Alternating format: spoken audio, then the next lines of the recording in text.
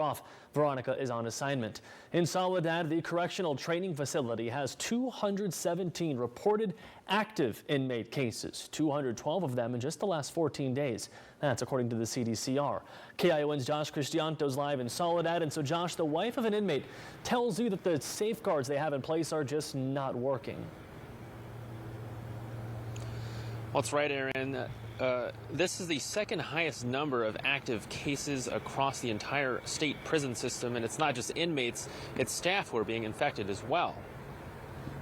It's a dire time right now to be in any community living facility, whether it's a college dorm, nursing home, or a corrections facility. This COVID stuff, it's very scary. There's people losing their lives from left to right. Here at the Soledad Correctional Training Facility, at least one person has died from COVID-19, while 213 inmates have recovered from the virus since the pandemic began. Another wave has hit the facility, this time impacting over 200 inmates in the last 2 weeks. There's also 24 active cases among the prison staff, 20 of which were reported in the last 2 weeks as well. There's something that they're not doing right, that they're not going by.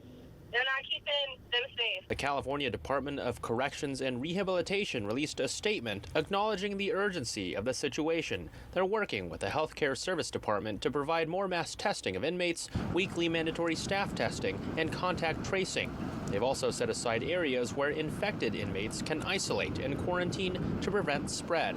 Movement within the facilities has also been restricted to an as-needed basis. Corrections officials insist they follow all COVID-19 protocols, including the mandatory use of masks, social distancing, and additional sanitation of bathroom and other common use areas. But for the families of inmates, the numbers are simply too scary. He's scary. He's scared, and he's really worried about, his health and, being around other people and stuff. It's a very scary situation because you don't know